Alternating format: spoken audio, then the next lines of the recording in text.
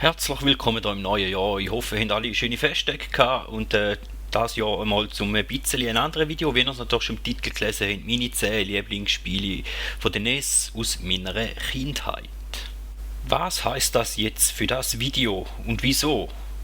Für das muss ich ein bisschen ausholen gehen. Nintendo Entertainment System, kurz NES, war mein erster Berührungspunkt mit Videospielen. Die haben dazu mal meine Geschwister auf die Weihnachten gewünscht und natürlich auch bekommen.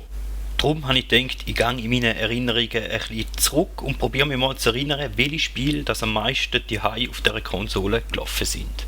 Mir ist klar, dass das der Raster ziemlich einengt und somit nur die Spiele in Frage kommen, die wir selber besessen haben oder die im näheren Umfeld, Kollegenkreis, Nachbarschaft verfügbar sind. Das heisst, dass das eigentlich eine sehr subjektive Sicht gibt aus meiner Kindheit und somit ein bisschen eine andere Top 10, wie ihr das sie sonst da kennt von YouTube.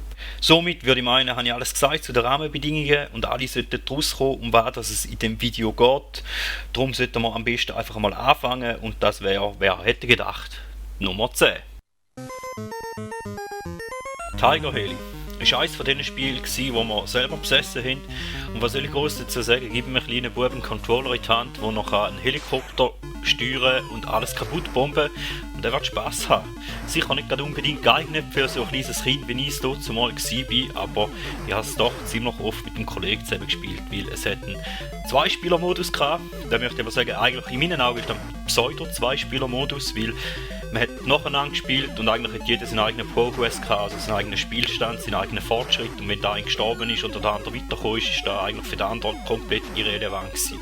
Man hat also das Spiel ganz so gut können allein spielen, mit dem kleinen Unterschied, dass man halt zwischen ihnen nicht eine Spielpause hatte und dass man keinen Zuschauer hatte und dass man nicht unter Umständen vielleicht dem anderen ein bisschen etwas anschauen konnte. Und somit gehen wir doch einfach weiter zu meiner Nummer 9. Double Dragon 2, ein Beat'em-up-Spiel, also ein Prügelspiel, auch nicht unbedingt ein kindergerechtes Spiel, aber das hätten sich meine grossen Geschwister mal an Weihnachten gewünscht und dann natürlich auch bekommen. Und wenn sie dann halt gerade nicht am Spielen waren, dann habe ich einmal da dürfen mit dem Kollegen ein bisschen ausprobieren. Ganz ehrlich gesagt, es war natürlich viel schwer für mich in diesem Alter und ich wollte natürlich nur spielen, wie sie die Grossen auch gespielt haben. Dann ist es natürlich viel interessanter, wir können es auch anders sehen. Das eigentliche Highlight an dem Spiel ist, dass da wirklich einen Zweispieler-Modus hat, also dass man wirklich das zweite da unterwegs ist und kann da die Typen verprügeln, was auch viel mehr Spaß macht, wieder allein. Und meistens sind natürlich meine grossen Geschwister zusammengespielt und ich bin dann einfach nur der stille Zuschauer gewesen. Eben wie gesagt, für mich war es viel schwer gewesen, aber ein cooles Spiel und ich habe es mittlerweile auch mal nachgeholt, zumindest der zweite Teil. Ich weiss, es gibt noch einen ersten und einen dritten Teil, aber diese stehen noch auf meiner To-Do-Liste, werden irgendwann mal, wenn die Zeit passt, dann mal noch nachholen.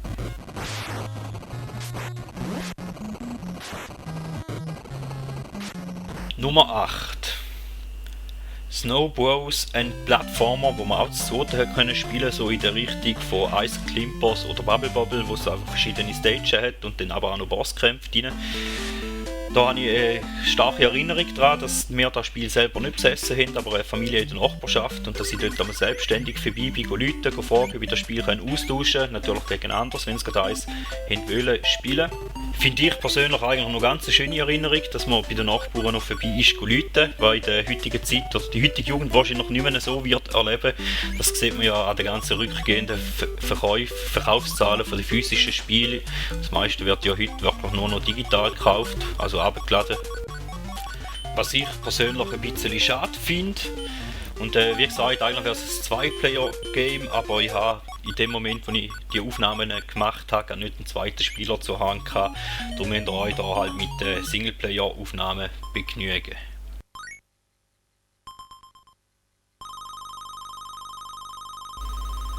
Dann kommt als nächstes natürlich Nummer 7. Tetris, das Klötzli-Spiel schlechthin, und ich glaube, jeder, der das Spiel auf der NES gespielt hat, der kennt die 3 Melodien noch, die ich da jetzt gerade noch kurz einspiele. Und das erste Spiel auf dieser Liste, das eigentlich wirklich einmal kindgerecht wäre und natürlich meinem dazumaligen Niveau als kleiner Bub auch am ehesten entsprochen hat, In meinen Augen auch eines der besten Einsteigerspiele, weil nach 2-3 Versuchen kann jede und jeder wirklich halbwegs einmal vernünftig spielen, egal was für ein Alter das haben. Was mir noch ganz gut in Erinnerung geblieben ist, dass wenn man einmal eine ziemlich hohe Punktzahl erreicht hat und dann kaputt gegangen ist, dann ist nachher im Abschlussbildschirm noch so eine Rakete gekommen und die ist je nachdem ist sie grösser oder kleiner gewesen, je nachdem was für eine Punktzahl das man hatte. Habe ich leider bei dieser Aufnahme nicht geschafft, aber das Tetris wird auch heute noch in eine Top 10 reingehören in meinen Augen. Das ist einfach der zeitlose Klassiker schlechthin.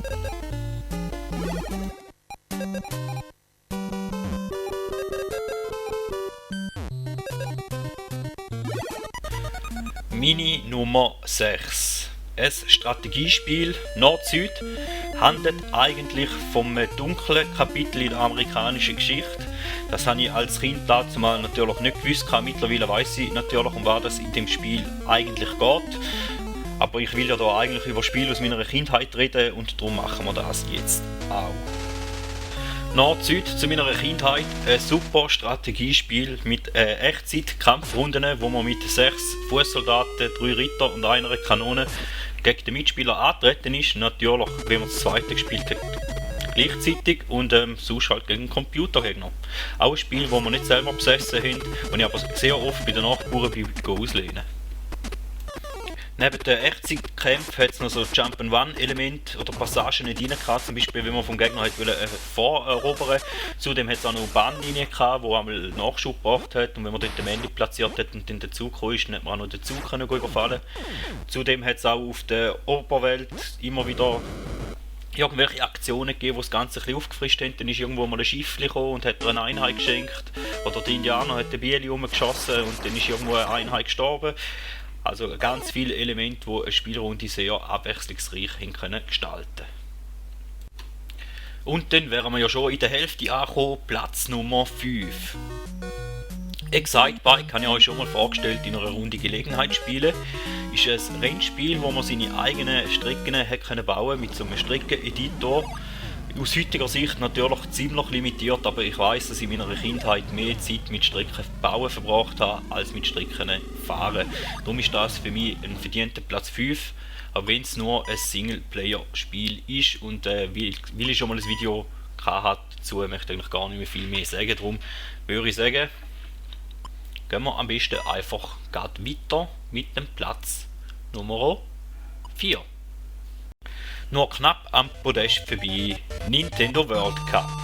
Ein Sportsimulator, ja, ihn richtig gehört, ein Sportsimulator ist vielleicht aus heutiger Sicht ein bisschen hochgegriffen und etwas in mir vorweg, das einzige 4-Player-Spiel, das ich hier in dieser Top 10 drin habe. Zudem hat man faulen und grätschen, bis Gegenspieler nicht mehr aufstehen und nur noch rumgelegen sind auf dem Feld, was ich natürlich sehr lustig gefunden habe. Und das Wichtigste natürlich für ein kleines Kind, Superschüsse à la Captain Tsubasa.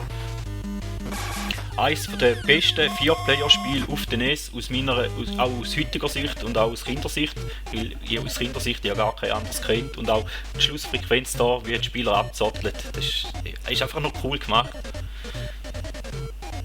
Und dann kommt man schon zum Podest. Platz Nummer 3 Spiele aus meiner Kindheit. Highspeed. Ein Flipperkasten-Simulator und zwar einen mit einem Pseudo-4-Spieler-Modus, also im gleichen Stil, wie ich euch bei Tiger Hill schon erklärt habe. In meinen Augen halt nicht wirklich ein 4-Spieler-Modus, aber sei es drum. Ein früher Wehrtitel und bei mir ganz gut in Erinnerung geblieben, weil wirklich die ganze Familie einmal vor dem Fernsehen gehockt ist und gespielt hat und natürlich auch, weil es halbwegs spielbar war für mein damaliges Alter, weil mein Ball rumflippern, auch wenn er halt zwischendrin mal runterfällt, aber das schafft irgendwie jeden einmal noch. Zudem, der Sound und die Farben sind einfach nur geil und auch die Minispiele, wie da zum Beispiel das Auto bringen, ganz gelungene Abwechslung zum ganzen Pinball drin. Also sehr gelungenes Spiel, auch wenn es wahrscheinlich noch nicht viele auf dem Radar haben. Rang Nummer 2. Mega Man 3. Das erste und das einzige Mega Man, das wir je hatten. Natürlich weiss ich mittlerweile, dass es noch mehr Spiele von dieser Reihe gibt, die auch nicht unbedingt schlecht sind. Aber der erste Eindruck ist meistens der stärkste. Somit kannst du mich natürlich fragen, welches findest du das beste Mega Man Spiel? Und ich sage das Nummer 3, weil es das erste war, das ich gespielt habe. Also Da spielt Kindheit natürlich eine ganz große Rolle. Somit, was macht denn das Spiel so gut aus meiner Sicht als kleiner Bub? Eigentlich fast alles, außer dass es ein Singleplayer-Spiel ist. Man kann Roboterbub spielen, der schiessen kann, Fähigkeiten von seinen Gegnern kopieren, wenn er es besiegt hat einen treuen Begleiter, einen Robohund, der als Flüger oder als U-Boot fungieren kann, ebenfalls einen super Soundtrack, Themenwelten, die den jeweiligen Endgegner angepasst sind. Darum eine berechtigte Frage, welcher Bub hat keinen Bock auf das Spiel? Gut, für mich damalige Alter war es sicher schwer gewesen, aber ich habe einfach nur sehr gerne zugeschaut, wenn es meine Geschwister gespielt haben mit ihren Kollegen. Und dann haben sie mal einfach abgewechselt, sobald einer gestorben ist, ist der nächste gekommen, so wie man es halt früher gemacht hat. Und dann noch das Spiel, das vermutlich am meisten auf unserer NES in meiner Kindheit gelaufen ist. Und das ist Super Mario Bros. 3.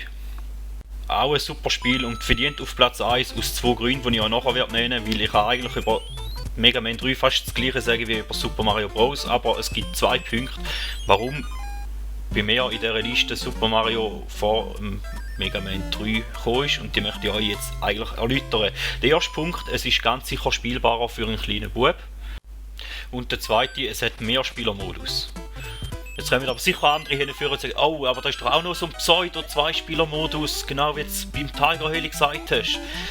Nein, eben nicht ganz, weil der Spielfortschritt vom einen Spieler hilft dem anderen Spieler auch. Also sprich, der eine Spieler, der die eine Welt schon geschafft hat, muss diese Welt nicht nochmal machen, sondern kann diese Welt direkt überspringen. Somit hat eigentlich der Mitspieler, auch obwohl er nacheinander spielt, gleich einen Einfluss auf den Fortschritt und darum ist es eben nicht wirklich so ein Pseudo-2-Player-Modus, sondern es ist gleich ein 2-Player-Modus, wo wenn du da mit einem grösseren spielst oder einem, der es ein bisschen besser kann, halt gleich auch mal Fürsche kommst. Und schlussendlich weiss ich nicht, welches Spiel wie lange in der NES gelegen ist und vor allem wie viel Zeit dass ich mit diesen Spielen jeweils verbracht habe. Das ist schon so lange her, ich habe da nur mutmaßen, ich habe jetzt einfach mal ungefähr nach Gefühl meine Liste da zusammengestellt. Ich hoffe, es hat euch Spass gemacht. Würde mich natürlich freuen, wenn ihr ein Like oder ein Abo da lasst. Natürlich nehmt ihr auch eure Top 10 Wunder, schreibt mir die doch in die Kommis. Irgendwann wird von mir dann sicher auch mal eine Antwort kommen. Ich bin einfach nicht so fleissig, kann sein, dass mal einen Tag, 2 geht, bis eine Antwort reinsteht, weil ich nicht täglich auf diesen Medien unterwegs bin. Ich hoffe, Sie sind mir nicht böse wegen dem. Dann habe ich da noch eigentlich nur noch vielen Dank sagen und man hört sich. Bis zum nächsten Mal.